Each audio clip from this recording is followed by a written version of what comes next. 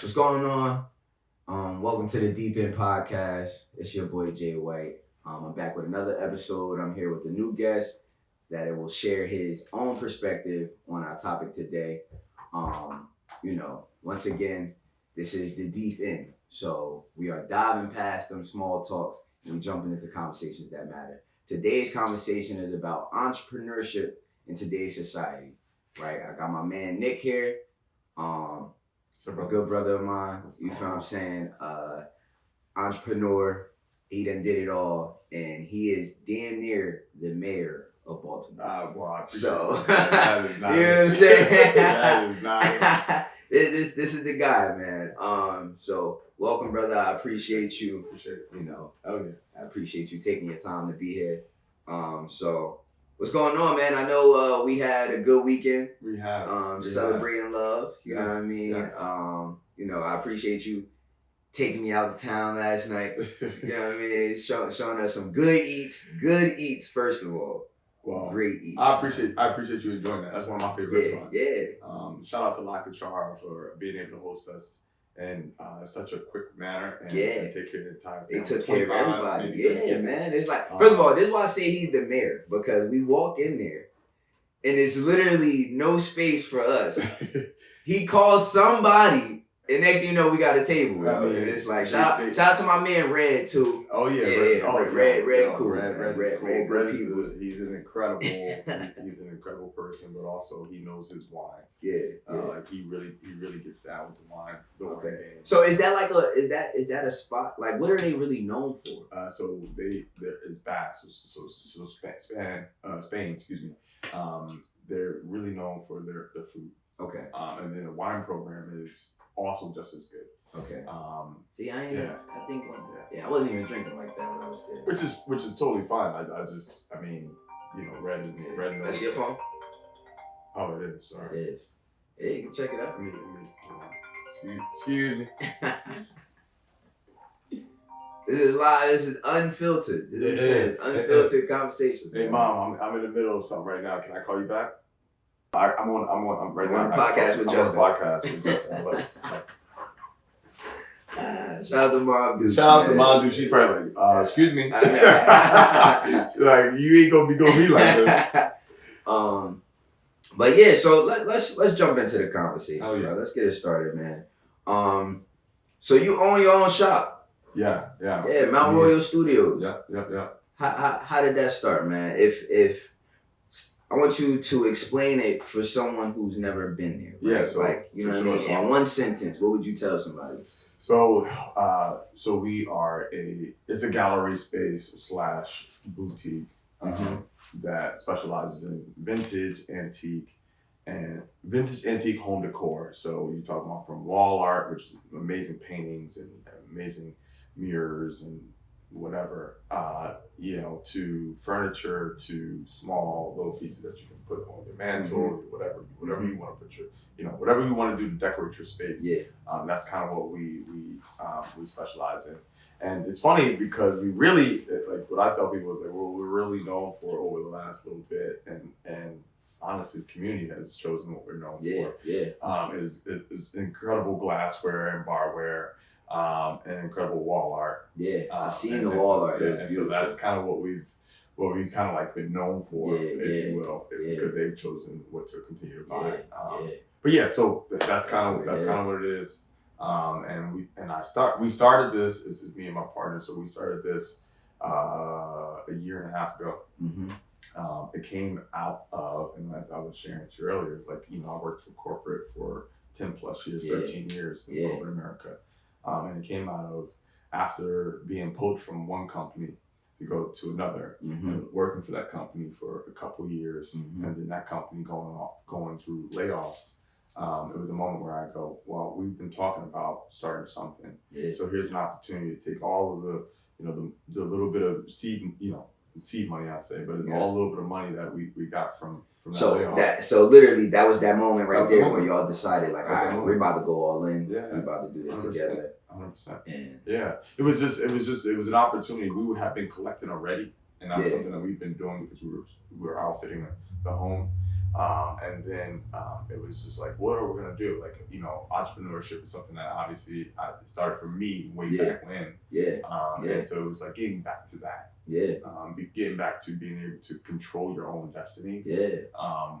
In my eyes, was something that really, really intrigued me. And granted, it's hard work. It's not like it's about to be a walk in the park, but it's something that at the end of the day, I was very, very fed up with this corporate structure of someone telling me that I can't do something even though they know good and well that this was good, or I shouldn't do something because this was too good, know. And it's like, no. It doesn't even make sense to me. So now it's like, we dove in and we're figuring it out. And granted, we're not there yet, but we're figuring it out. So like, okay, what were, since you guys, a year and a half, what were some of those early days like? Oh my goodness. You know what I mean? Like. Well, first of all, what was the schedule? Like, was it more exciting? Was it more chaotic? Yeah. Like, especially trying to, because I've been to the shop and you have so many pieces in it. Yep. Like, I feel like to me, it could get overwhelming. That's a good point, which that's, first of all, great feedback for me, because one of the things that we personally, like one of the things that I am like, hey, we don't want to be is an antique shop that's overwhelming. And so what I would love to do is scale back on some of those pieces. What we did over the last few months or weeks is pump up those pieces for the Q4, because it's gift season essentially. And so what I will do is go back and say we can just pull back, because I do want it to be very, very, very, very gallery-esque, if that makes sense. That makes sense. And so excuse me. And so in the early days, back to your question, and early days this is the early days, to be honest. Like, we're just getting started. We're not even really started. Early days is we never thought we would have an actual storefront. Wow. No, the thought was Mount Royal Studios. The thought was, well, one, we live on Mount Royal Avenue, and we're going to sell online and on Instagram, and that was going to be it. And so to have moved Mount Royal Studios to a physical location that's not even in the area, you think to yourself, it's like, so you got to keep the name, or you don't keep the name. But anyway, we've kept the name and we've made it what but it fits, though. It fits. I think so too. You know what I mean? Especially because, like you said, y'all, that's how it started. Like, that was the 100%. Street that y'all lived on. So yeah. I mean, and we still use that space in moments. So like, for the folks who, when we first started, we opened up our home, and I set up the first floor, and people would come through our home and shop the house. That's how we started a year ago. And they would do that every Sunday, just come through, neighbors, friends, whoever would come through, and all of our personal items would be there, but they would just come through and shop. And so when I think about Mount Royal Studios now, that's exactly what we have done, but in a different space. And then we go back, or we will go back, if you will, and do some of those still curated moments in that space. So people will get to go back to our home and shop those, or get to hang out for that same kind of, small Baltimore feel. So anyway, Damn. So, okay, right? So to hear how you guys started up like that, and now to see that you guys were featured in the Baltimore Magazine, correct? Yes. Yeah. It's like, so how did that feel? Like to be recognized like that, you know what I mean? After, like, how did that validation, like, did that validate anything for you, or? That's a good question. I think, what it validated is that we're on the right path. We're on the right path, I believe. Yeah. I mean, hey, if you get featured in magazines, and I think that's a great accomplishment. You know what I mean? To be recognized like that. Yeah, for sure. I won't downplay. I won't downplay that probably is for so many people, and it is for us. I think at the end of the day, though, it was a surprise. Something that we didn't, would have never even thought about. Again, all of this has come, and it was in every step of the way. There's been so many me even being here talking to you about something that like we just have been flying by the seat of our pants for. You know what I mean? It's like this has been so much of like authentic, just like go. Yeah. Go because one, you love it, but two, this is almost it became something that was survival to just I guess a reality for us, right? And so when we got the email, both of us were like, okay, so what does that even mean? And so then it's like, okay, you're being featured, but you're, I think it was like you're kind of like a runner up. I'm like, okay, and then finally we did the photos, and the photographer comes in, and we're like, so did we win or did we? Yeah, right. And then what? Like, how did that process work? And then what did we win? You're like, yo, you won Best of Baltimore, okay, but Best of Baltimore for what? Like, are we an antique store? Are we a furniture store? Are we I don't know what we could, you know. Anyway, so we won Best of Baltimore for home decor, which I think is, for me, that was the biggest surprise. Out of all the home decor stores, we won for home decor, not for vintage, not for antiques, but just home decor as a whole. And I thought, wow, that was a significant, that was a significant part for me. So that's amazing. So it's been a journey. It's been fun meeting people. It's been fun having those conversations and you know, educating people on whether it be, you know, vintage and antique items, whether it be just pieces that we bring in, you know, from wherever, and just having that like connection with the community. So where do y'all source y'all all products, over, man? All over. So and like, how does that like? So do y'all fly out to? Because I know France and Italy are like big countries. Yes, for home decor pieces. Yes, they are. They're interior design 100%. And all that. You know what I mean? So France and Italy are the meccas, if you will. Yeah. France more so for antiques, and Italy for sure for antiques as well. But Italy has an interesting design, you know, world, to be honest, and to be able to even be able to see it is one thing. To be able to be a part of it is a whole other piece. But we source from all over. The origins of a lot of our pieces are from Europe, and all over Europe. Yeah. And then actually all over the world. I won't even just specify, just like literally all over, because I mean, we have things from Japan. We have things from, you know, of course, the U.S. We have things from Canada. We have things from Africa. We have things from literally all over. But we do have a huge collection of European pieces. And so what we have done over the years is originally sourced from wherever we can get it from, which has been our area, so the DMV. And then it has expanded a little bit. And so we go all the way up to New York, go all the way up to Philly and PA, all over PA. And then we go all the way down to Atlanta now. So shout out to the A. Shout out to the A. We fly down to Atlanta. And I made that trip driving up, you know, up to Baltimore and stopping along the way, which has been fun.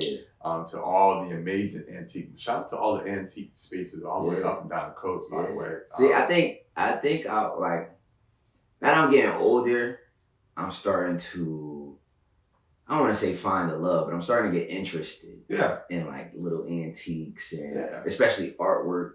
You know what I mean? Like, we went to yesterday, you know, they had the little market. And I feel so bad. I literally forgot the name, but the Be More Fleet. The Be More Fleet. But I stopped, and this couple, they run an art gallery out here. I literally forgot the name. I wish I didn't, but you know, it was one of them things. Like I noticed in the moment where I stopped. I'm like, wow, like I'm starting to be so interested in art. Like, for some reason, it just, and we sat there and I talked to this lady for like 15 minutes, and it's like, you know what I mean? Like, it's just interesting to see like how. I mean, when you think about art, we're surrounded by it, right? Man. Art is such a, when you like, you love music. You love not just visual arts. I'm sorry, not just, you know, music, but visual arts as well. And when you really think about it, because it goes beyond just the wall art, right? You think about deeper than that. You think about whether it's graffiti, whether it's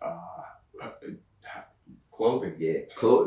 right? Like clothing. Yeah, like there's so many elements of it that we don't really. Fashion is art, right? Is art. It's like music is art. Theater is art. 100%. You know what I mean? Like I just went to Broadway and seen the Alicia Keys. Yeah. Hell's Kitchen.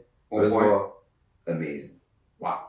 Amazing. But that's a form of art. Yep. You know what I mean? And Absolutely. It's like I'm starting to grow into that love for that type of art. You should. Good. I'm glad to hear. Yeah, man. I mean, I'm not even all the way there, so I'm glad to hear. Well, let's see this, man. So like entrepreneurship nowadays looks so different than it did 10 years ago. Right? Just because now it's all of this social media, it's like so many ways to market yourself. 100%.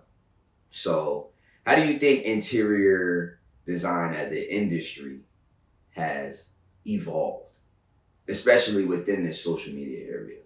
Social media era. Yeah, no, it's a really good question, and I don't know that I'll nail it. But I mean, I think one of the biggest opportunities that we have is being able to dictate our narrative with social media. Yes. A little bit more so than what we have in the past. Yeah. And so when you think about your look and feel, you get to choose, whether it be a filter or whether it be the language that you use. You get to dictate that on social media versus someone having the experience that they have physically with you. Yeah. And so that I think is huge. And so before I have an actual experience with hiring you, I get to show you by way of language and visuals what I might be about. Mm-hmm. So do you think okay. So now, since you're saying that, like, what is more important? Do you think what do you think is more important when you not portray, but when you show yourself or when you're marketing yourself? Yeah. Is it more about the story? Is it more about the product? Like, you know what I mean? Like, is it more about your personal brand, like the personal brand? Like, I can't speak to everything, right? But I will speak for us specifically. Yeah. I think it's a combination. Okay. I think, I was chatting with KT Uncle earlier, since we started, we've had these conversations, but the reality is he's reminding me that it's not just the product. Mm-hmm. And actually, he would probably deem that the product is almost not secondary, but almost secondary. Yeah. Because he thinks it's more of the experience that people have with us, mm-hmm. and then us when just people, right? Yeah. So it's like I don't know exactly. I really don't. I haven't asked every single person mm-hmm. who's interacted with our brand, mm-hmm. but I think it's a combination of the pieces, who we are, being authentically us, us giving the history behind some of the pieces. Yeah. You remember you talking about antique, which, by the way, for the folks out there who don't know the difference between antique and vintage is 20 years, and then antique is 100+ years. Oh, see, I didn't even know the difference. It's granted, it's not but like that, it's a difference when you're talking 100+ years. Yeah. 18th century. Yeah. See, because now it's like, now that piece has a story. Oh, 100%. You get what I'm Some saying? people, it's funny. We started, the more and more we collect true antiques, I get the question out, do you think it's haunted? Actually, I never thought about it. I guess. Yeah, right. That's actually, see, that's like the movie Annabelle or The Conjuring. Yes. Like, you know what I'm saying? It started off with a fucking antique doll. Yes. You know what I'm saying? It's like, because sometimes that's how I feel, like, even thrifting. Like, when I go, like, thrift shop, I'm like, who's wearing this? Yes. And why is it even at the thrift store? Yep. Why did they get rid of this? Yes. You know what I'm saying? Well, it could be something that freaks you out, which you're allowed. My mom would tell you right now. She's like, I'm not buying nothing from nobody. Yeah, I have a rule. If it's from the thrift shop, it has to go to the dry cleaner and get washed right away. Yeah, which is right away. Respect. I don't play. And what we do, like I don't really buy a lot of upholstered furniture, like things that where it's fabric, where smells and things can be trapped. Yeah. And when I do, we do we do a lot of steaming, and we do a lot of disinfecting to make sure that ultimately, like, whoever's gonna get this, they feel, well, one, it looks good, but then two, they feel comfortable being able to buy it or purchase it. So, but anyway, you have to. I think our generation is so much more into the idea of thrifting and vintage, which is huge, by the way. When you think about reusing something and being able to really bring down the mass production that's happening right now. And so I think it's super important when we think about global warming and all the other things that happen with the production of things. To be able to say, you know what, I'm going to reduce my footprint. And I'm going to take something that, oh, by the way, was probably created better than anything that's better than anything that's being created today. Oh, for sure. The quality now, the quality now is trash. It's trash. I mean, and no disrespect to any of the brands that are doing it today, but I think quality is for the brands who are going back and reaching back to how things were created back in the day. I applaud you, but I will say, when you think about mass production, you think about fast fashion, you think about all the things that are happening, and the margins that they have to try to meet. Ultimately, they'll be losing trying to make quality things, losing. And so what I've chosen to do is reach back to things that have been made from a quality standpoint first, and then functionality being probably a strong second, if not first. And those are the things that I gravitate towards. I love that, man. Thanks, bro. Yo, you are like, so this is my first time meeting Nick, right? This weekend. And which is crazy. It's ridiculous because I've known the family for like 15 years. Yes. And I've heard a lot about them. It's like Justin comes up in conversation all the time. But what I'm trying to say is that you are impressive, man. Oh, man. You really are. No, literally, like you really are. Just hearing your backstory and all of that, especially how like you just, like I said, this is the mayor, man.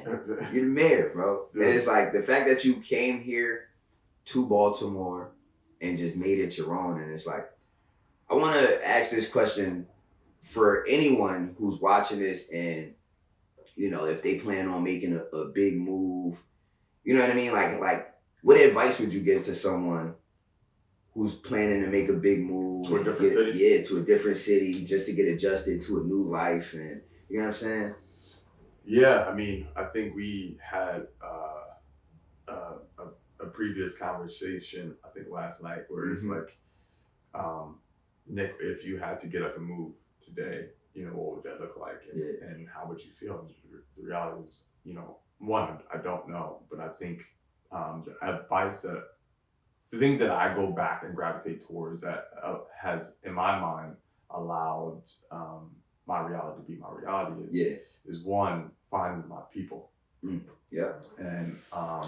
and so what that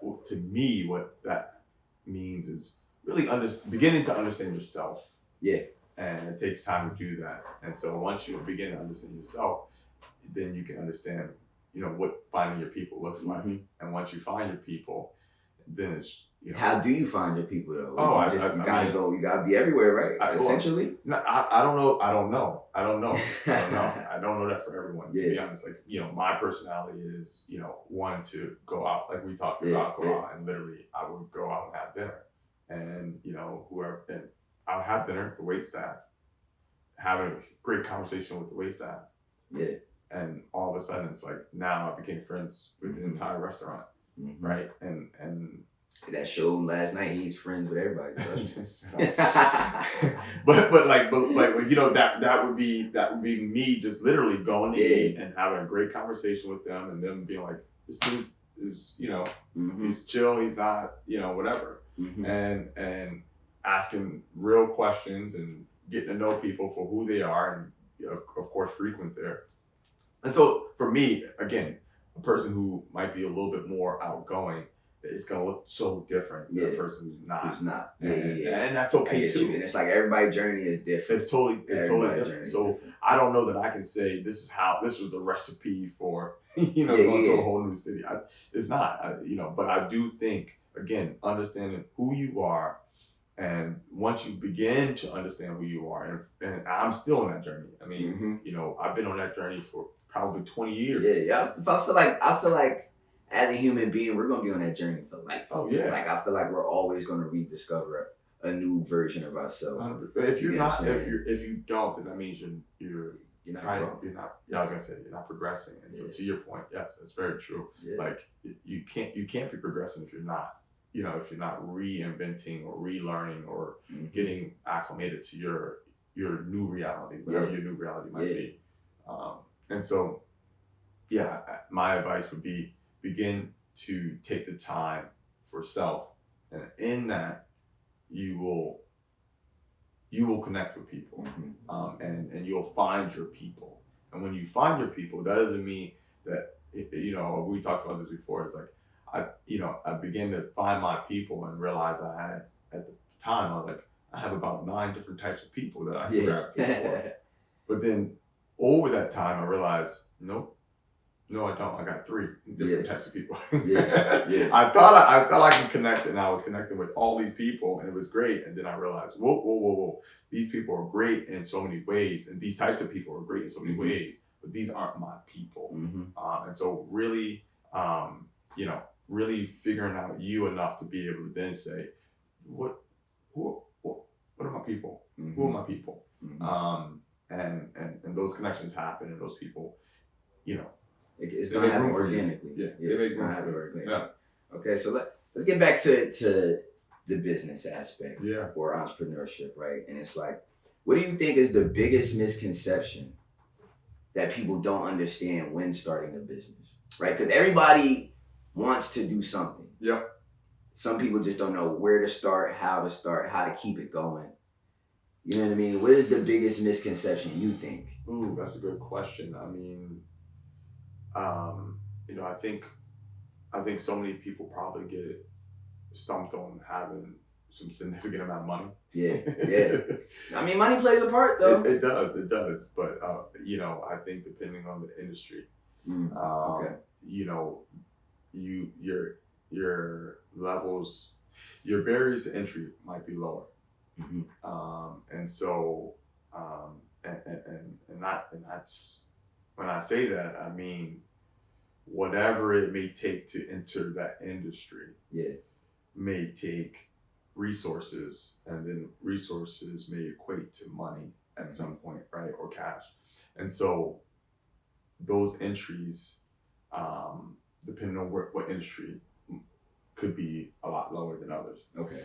For instance, when I think about the restaurant industry, especially in Baltimore, the liquor license, I think we might have talked about this briefly, in different areas, your liquor license, to actually obtain a liquor license, you're talking it's a $500,000 at least. Well, at least in New Jersey, I should say. Yeah, I was gonna say it really depends. Yeah. It really depends. Like to actually buy a liquor license out by the city, it's actually not that much. Is it not? It's not that much. It's you're talking about maybe $7,000 when it's all what? When it's all done. No, However, so I was told a whole different story. But because of the laws and because of the limitations, what you have is restaurants and establishments selling their liquor license. So when they sell their liquor license to another establishment, they end up selling it for $150,000. Okay. And so that is the difference, right? If I'm able to go in and to apply for a liquor license because there aren't that many liquor licenses and there's not a restriction on it, then I'm only paying $7,000. But if I'm buying it from another establishment, I'm paying $100,000 to $150,000. Okay, so you would say that the biggest misconception is that people will depending on industry, not understanding what their barriers to entry might look like. And I think for my industry, it's not as it's not as grand as it may seem from that industry. At least my perception of it, you know. One, you have to be interested in it, and then two, you have to begin to do your homework. Yeah. One of the things my partner is so good at, and shout out to Caitlin. Shout out to Caitlin. Yeah. Wonderful woman. Met her yesterday as well. Yeah. Good people.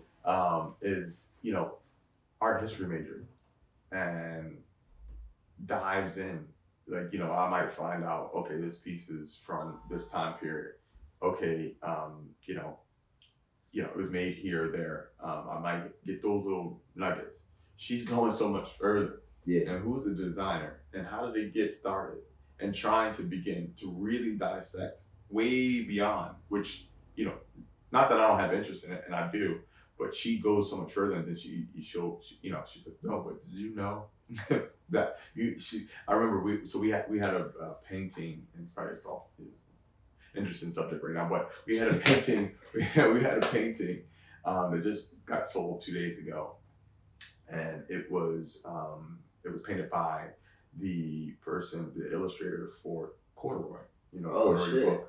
Yeah. And so that same artist who illustrated Corduroy painted this painting, and that's a connection. That's a connection point. Yeah. You know, I looked at the artist, I understood the time period, but knowing that it goes back to somebody that we know, you know, growing up. Yeah. Then you go, oh, that, you know, there's a sentimental value almost just from that, right? And it's like, oh, that's kind of cool.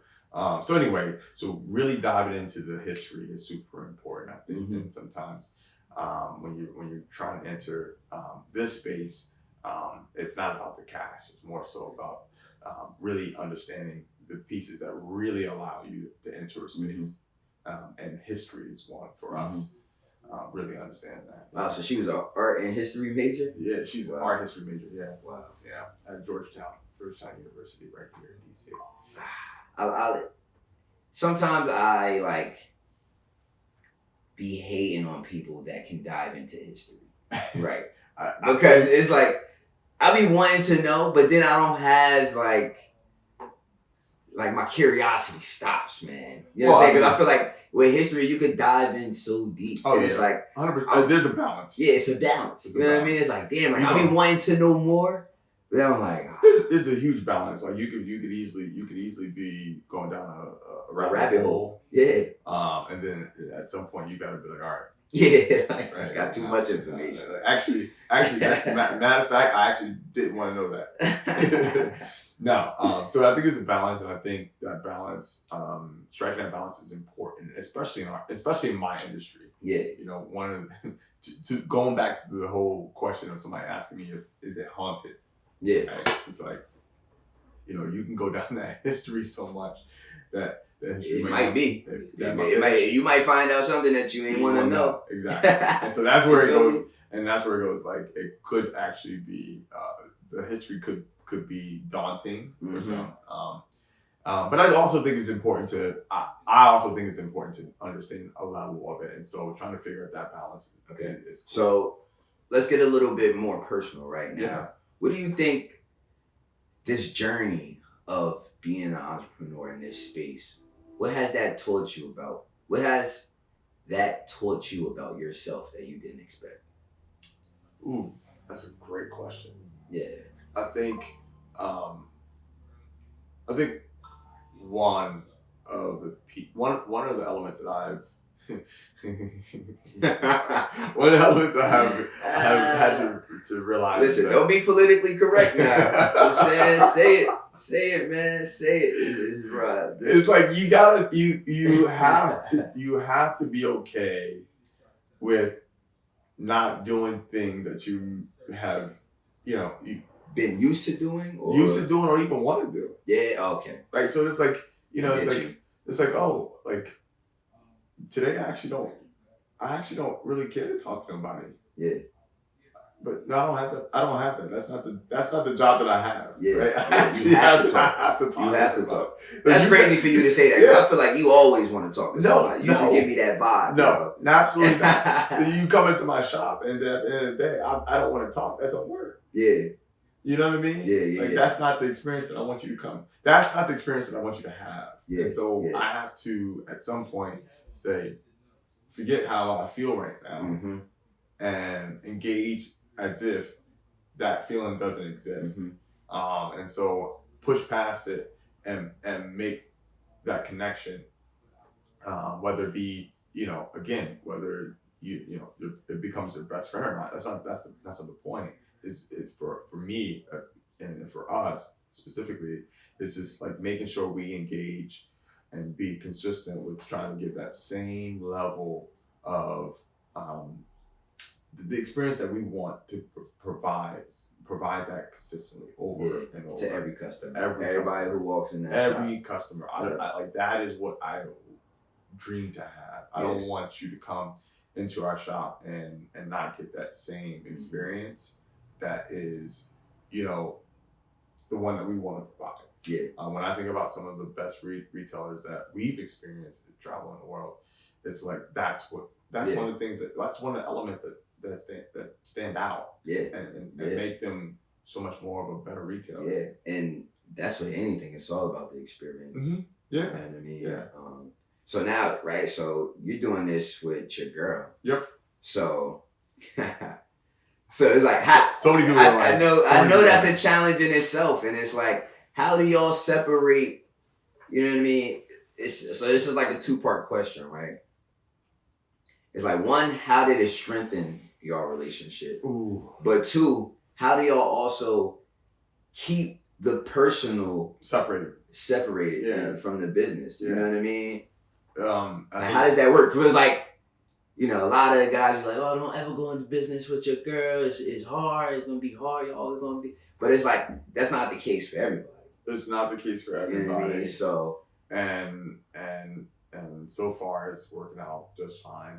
And somebody else will say, well, talk to me in 10 years. But I think that's just people projecting their own insecurities, man. 100%. That's all that is. 100%. And for us, I don't know. It's so authentic. Like it just kind of goes. And granted, it doesn't mean that we don't have disagreements. Of course, doesn't mean that we don't. We don't see eye to eye always. I mean, we human beings. 100%. Not always gonna see eye to eye with somebody. 100%. She has her own, obviously, way of thinking. But also her own style, and then same. And so our styles are coming together. So ultimately, we're gonna have those moments. But I think beginning to define roles somehow is super important. What is she? I think we talk about that. You're really good at this, and I'm not.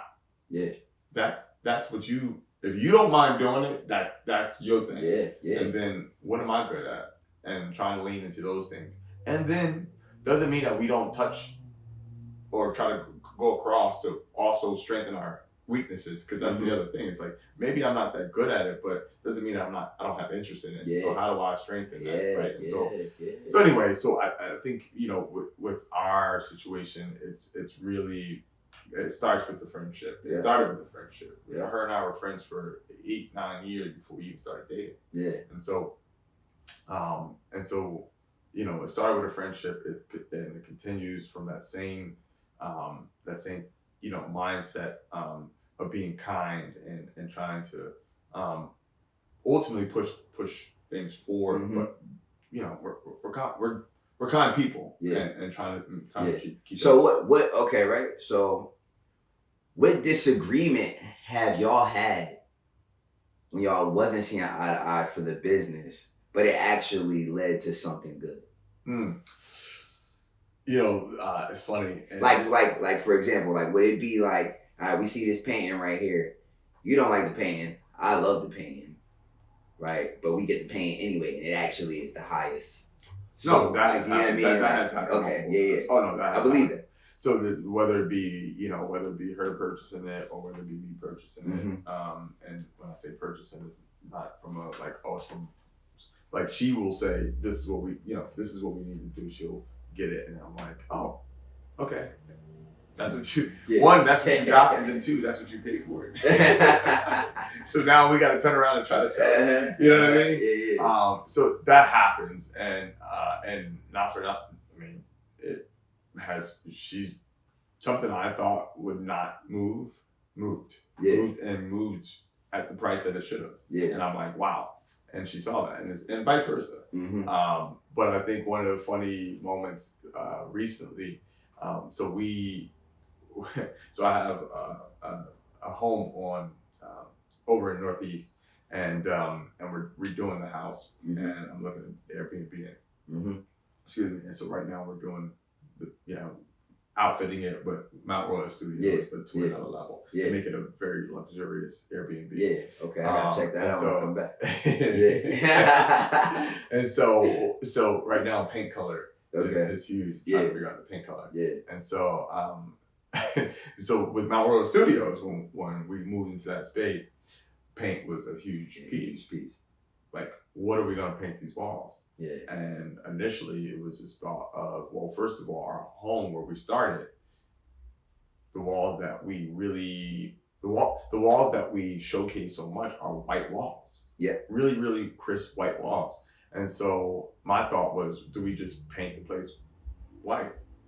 And it's like, no, that ain't gonna work. That ain't gonna work. White is too basic. It's too basic. Exactly. Too basic. That ain't gonna work. You can't do that. You gotta add some character to it. I agree. And so then we went down this rabbit hole, and it was gray, and it was this and that. And so needless to say, we landed on the color we landed on, which is like a wine that you see. And she'll tell you the technical name for it, which is it literally might be like Merlot or something like that. Yeah. But anyway, but that wasn't something we saw eye to eye on. Yeah. And when people walk into the shop, they love it. They go, how did you even get here? You know, like whatever the color is, how did you get this? How did you get? And it's just like, we didn't think it was going to be it worked out. And it worked out. And it has worked Pink. out. Yeah. And we might change Pink it. color. We might change it. Yeah. But it's just one of those funny moments of like, disagreed and went through this whole little thing and finally agreed, and it became a topic that. So like, do you think do you think a problem with most entrepreneurs, do you think they sometimes play it too small? Too safe? You know what I mean? Like, do they play it too safe? Like, because it has to be a balance. I agree. I think there's a couple pieces. Like playing it too safe or moving too fast. Yeah. That's to this day, I'm still praying that we don't move too fast. Mm-hmm. It's like, I don't want to lose the opportunity when it presents itself. Yeah. However, are we ready for it? Yeah. And so trying to really balance that out is super, super difficult. Yeah. Where the location that we're at today is by God. And again, when we started, we didn't think about a storefront. I saw something pop on Instagram. A friend of mine post to say, we're this shopping neighborhood is looking for pop-ups for the holidays in a retail space. And I message and go, tell me more. That's how it started. Yeah. Were we ready to start a shop? See, but sometimes you don't know if you're ready until you start doing it. 100%. But that was 100%. And so the moment we got the details, I said, Keelan, we can't say no. Yeah. We got to rise to the occasion at this point. This might be the thing that takes us from one place and that's exactly what happened. Yeah. It took us from being slowly, known on Instagram by our friends to people walking into a space. Yeah. And I'm gonna tell you right now, it took us 5 days. We had to be ready in 5 days. I painted the place in 2, moved in 3, set up. My dad came up and put lights up, and we were up in 5. Up and running. And that was just what it was. Yeah. Right. And so like, to your point, trying to move to like, that is the balance. Mm-hmm. Caitlin, when we talked about it, was like, should we? You know what I mean? And nothing wrong with that. Yeah. But that's a normal feeling because ultimately somebody will say, how? you're getting pressured to be in a location and set up in 5 days, and you never ran a store in your life. You know what I mean? And so anyway, so needless to say, that balance is so needed. You have to, but to understand it is difficult, and to walk into it and say, I don't understand it, but I'm moving in that purpose. I'm moving in. I'm gonna lean into some things, and I'm gonna pull back when I feel like it's necessary. It's okay. It's okay. Somebody else would say, you had another opportunity to open up another store.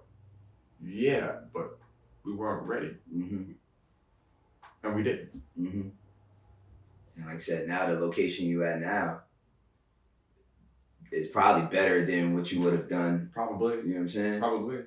Yeah. I mean, we'll never know, but probably. Yeah.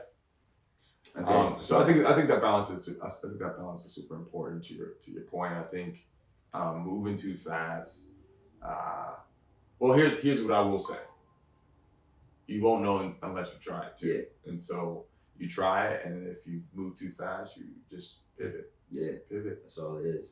Pivot. And right, I'm gonna add my own little spin on it, because that's actually how I started podcasting again. Come on. You know what I'm saying? Talk to me. It's like, I was gonna say, can I ask some questions? Yeah, nah, for sure, man. Ask away. You feel me?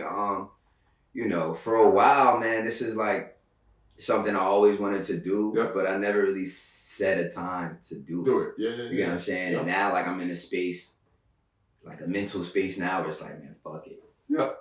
Like, you know what I'm saying? Well, I mean, so 2 things. 1, your personality. Yeah. is great, right? Thank you. And to be able to connect with people is huge. Yeah.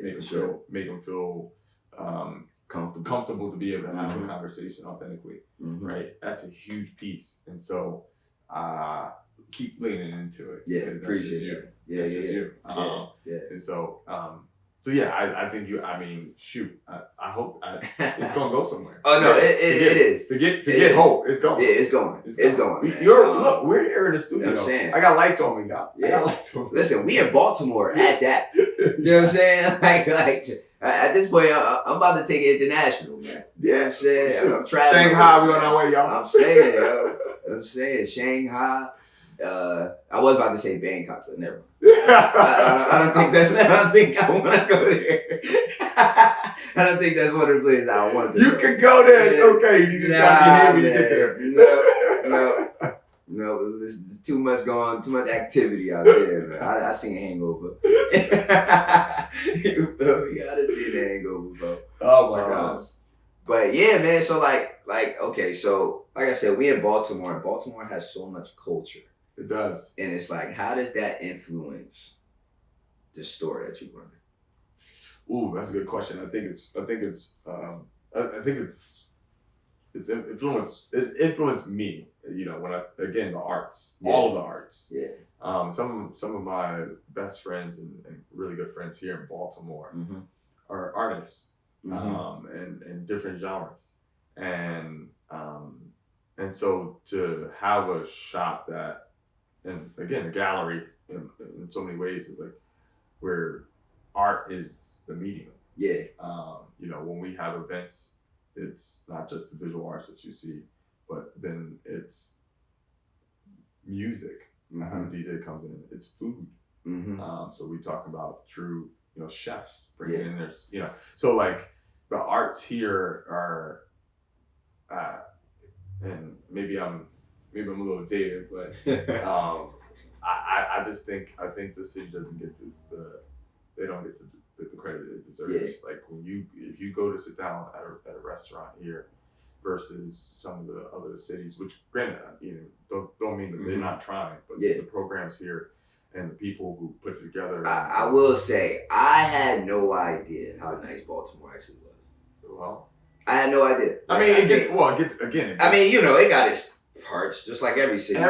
But that's where I think the misconception is like, what main city, what big city have you ever been in where does not have it? This world is made up of that. Yeah, it has to. Yeah.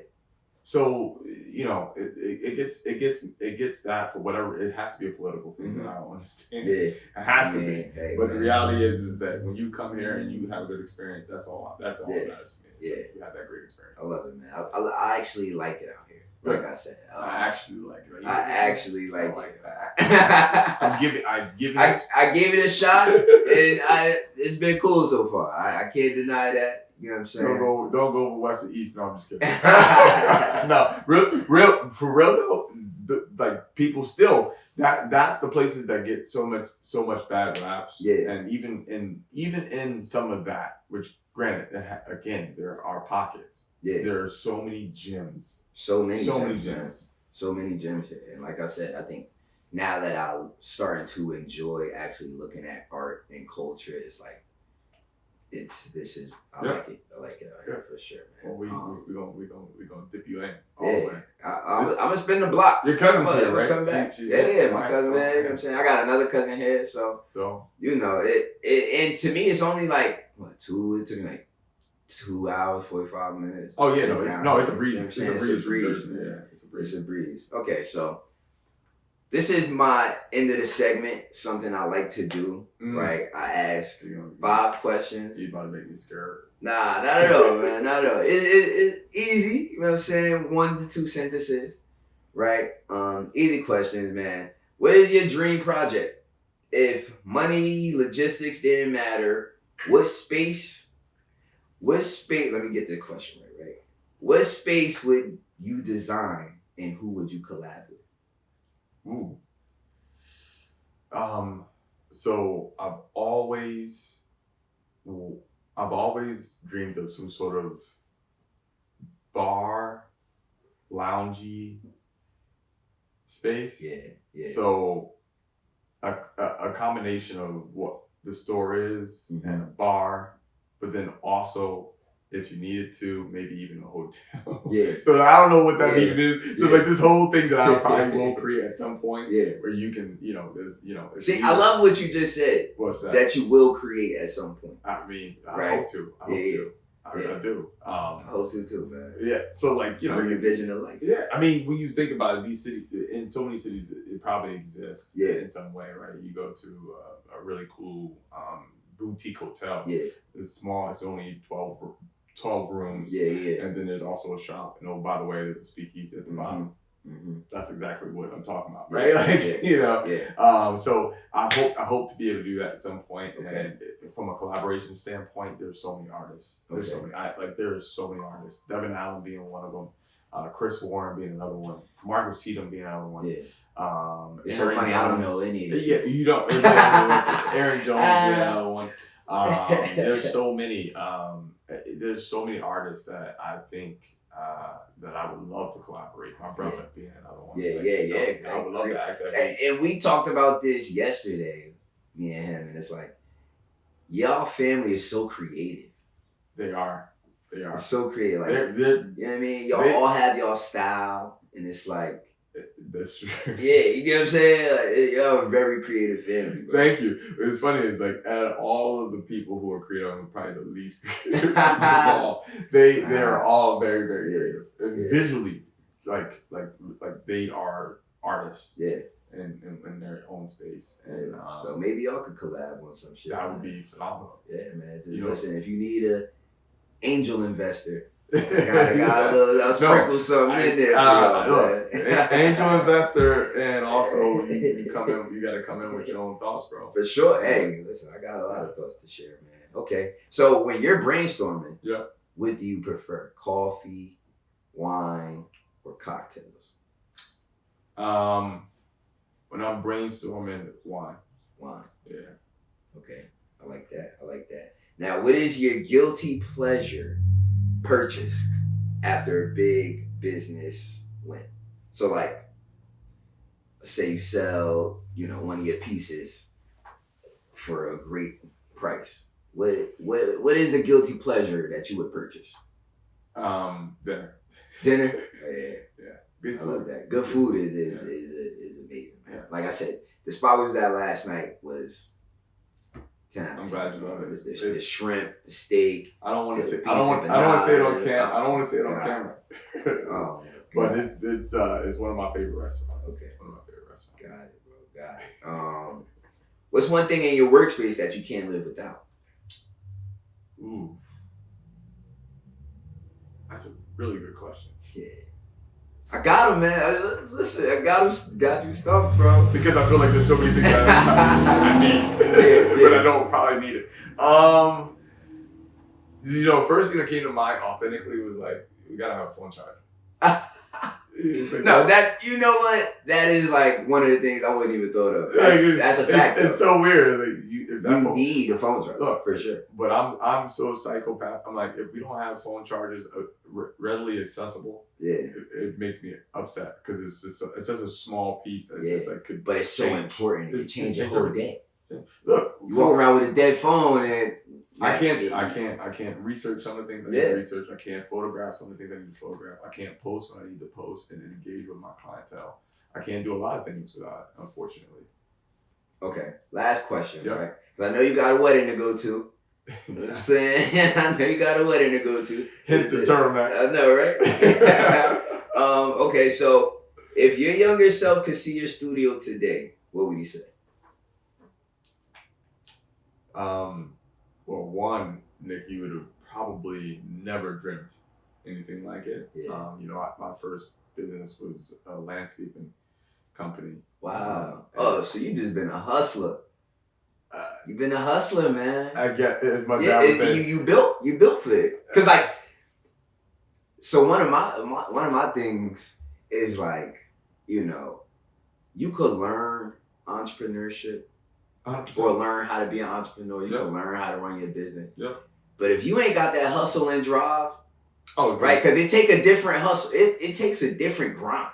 It's a very. You know what I mean? It takes a different grind that a lot of people really don't understand until they get into that space. I agree. You know what I mean? So I didn't even know you did landscaping. Oh yeah. Like God damn, that was my very first business. I owned for 6.5, 7 years. Wow. Youngest entrepreneur in Plainfield. In Plainfield, New Jersey. Shout out to the field, man. Where they built me. Yeah. But yeah, no. So I think for me, just having some of that background of just like to your point, grind, has been one of the things that I didn't start out saying I want to be an entrepreneur. Yeah. I just started out wanting to do something. Yeah. And wanted to make something of your own. Yeah, and wasn't going to be told no. Yeah. Respectfully. And when I was told no, then I just kept pushing. Yeah. And so, my younger self, if I look back, and I think about where I'm at today, I think the one thing I would probably say is you were so geared. I was so heavy on trying to work for corporate America, even as an entrepreneur. Mm-hmm. Because I wanted the experience, and which is great. But at the same time, I didn't think I was going to get back to being an entrepreneur, if you will. Mm-hmm. Even though you probably don't lose it. Mm-hmm. But I think I would have told myself that this is you were always meant to just continue to be, and allow yourself to be whatever that looks like. And so, I love that. that's probably and it's cliche and whatever, but like that's probably what I would probably say. It's just continue to be. Yeah. Continue to be. Look, it's a chalkboard right there. We got to write that on the chalkboard. I was like, please don't tell me that's written up there already. Well, Nick, man, I appreciate you.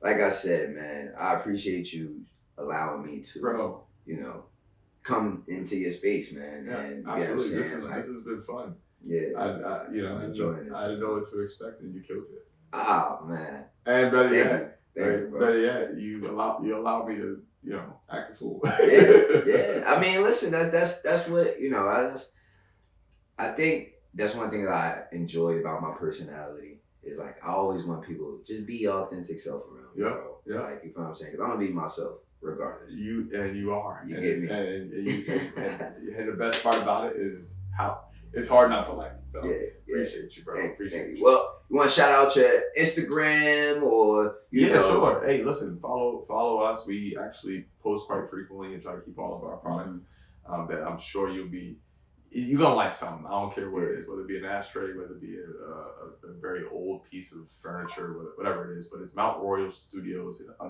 under all of the words, Mount Royal Studios.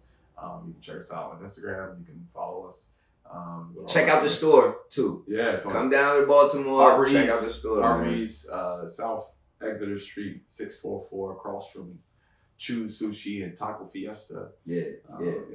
You probably gonna go to Tagliata at some point, or you can probably go to Chingale, maybe Charleston. But we're right there. We're amongst them all. So I love that, man. Some of the big ones. I don't know how. I know it feels good. Some of the big ones. Right? Well, thank you, brother. I'm gonna let you go ahead and get to your wedding, man. Yeah. Shout out to KT and Reggie. Yeah. You know what I mean? I love them. You feel what I'm saying? Shout out to the fam. I'm pretty sure I'll be seeing y'all soon out in the A. But bro. Yeah, man. This was a blessing. Yeah. Thank you. This was good. Thank you. I think this was great. Yeah. I hope you can chop up some pieces. Oh, for sure. No, actually, we're not. I don't chop anything. Bro. No, this is unfiltered. Give me off. I'm out of here, though, man. Appreciate you tuning in, and this is the Deep End Podcast.